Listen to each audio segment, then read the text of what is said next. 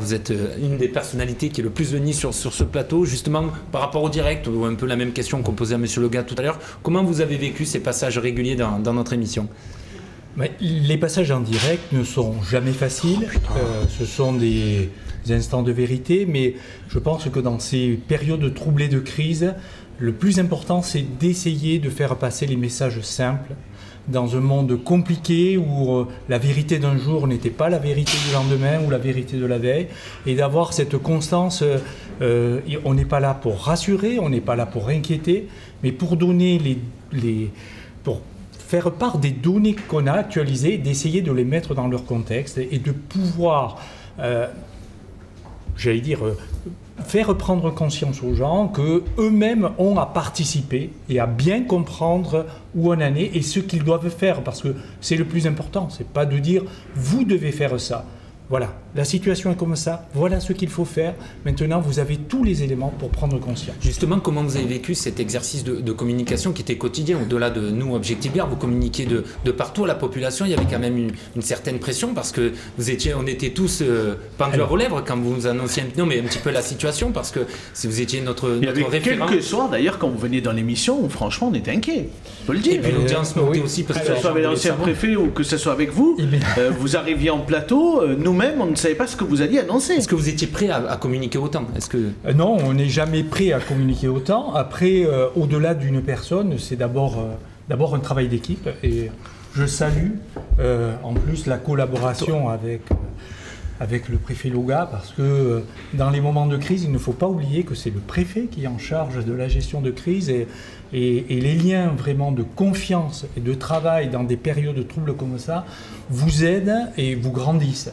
Mais on a senti effectivement qu'il y avait quelque chose qui fonctionnait bien entre l'hôpital de Nîmes, entre la RS, entre la préfecture. Oui, à tous les trois. Oui, parce que vous étiez en lien. Voilà. Ça crée aussi des liens. Oui, bien sûr. Et bien sûr, et j'en profite, même si les équipes sur cette crise, et surtout les soignants, mais j'en profite aussi pour saluer mes équipes, c'est-à-dire les équipes de l'Agence régionale de santé, agences qui ont été souvent vilipendées, mais qui ont tenu de façon toujours et pour vraiment porter en fait tout ce qui devait être porté, tout ce travail de l'ombre, donc il faut le saluer, donc on n'est pas tout seul. Depuis des mois, Monsieur Rolls, on s'était dit en plus particulièrement tous les deux qu'on fêterait la fin du Covid, parce qu'on a passé beaucoup de moments ensemble. Je crois qu'on va reporter ça pour l'instant, malheureusement, puisque c'est pas le bon moment.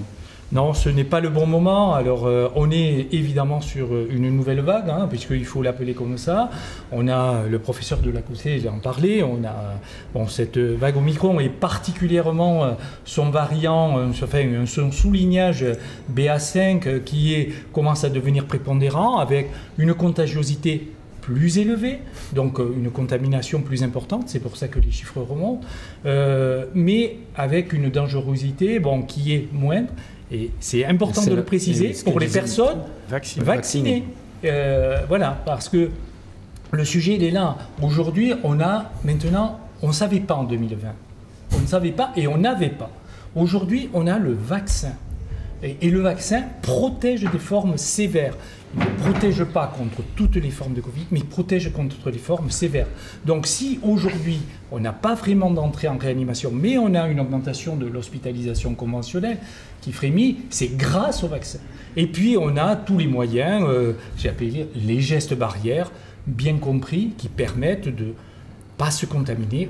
Quelle est la situation précise dans le Gard? Pardon, Corentin. Quelle est la situation précise dans le Gard? Parce que la préfète qui était sur ce plateau mercredi soir nous disait qu'on avait passé le taux d'incidence de 500 dans le Gard. Et je le confirme. Je le confirme, même si la veille de Santé publique France se distend un peu, parce qu'il est important maintenant d'avoir, j'allais dire, cette analyse non seulement sur un taux d'incidence, mais aussi sur la surveillance des nouveaux variants et des lignages, parce que c'est ça qui est important, voir comment ça évolue.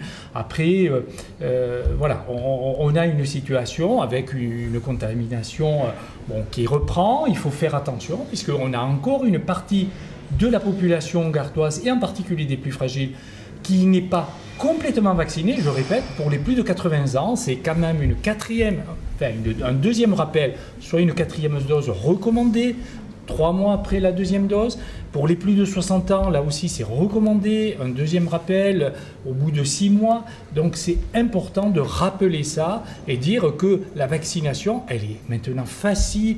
On a des lieux de vaccination partout, très accessibles. Donc, voilà, il faut le faire.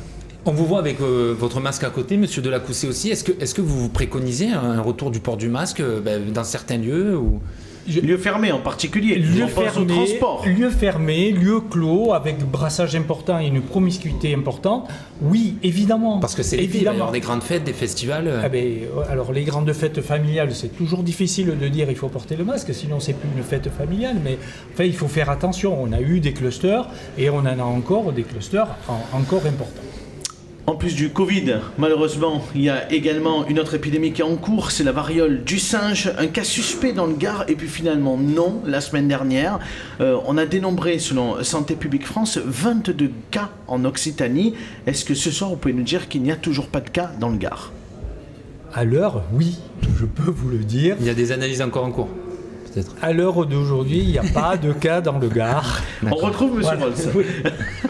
Est-ce qu'il y a une inquiétude ou... Non, il n'y a pas d'inquiétude. Après, la question de l'épidémie, il faut faire aussi attention. Évidemment, on a 22 cas en Occitanie. C'est la 2e région avec le plus de cas. Mais enfin, l'Île-de-France est 220, donc c'est 10 fois moins. Donc voilà, épidémie... Bon, voilà, il faut quand même faire attention. Voilà, il faut être prudent. Les messages passent. Il y a de la vaccination qui est proposée. Il y a toujours la veille de Santé publique France et des équipes de l'Agence régionale de santé sur les cas contacts. Enfin, vraiment, avec la proposition de la vaccination, on fait des campagnes très particulières sur cette transmission. Donc voilà. Vigilance. Mais pour l'instant, il n'y a pas à trop à s'inquiéter.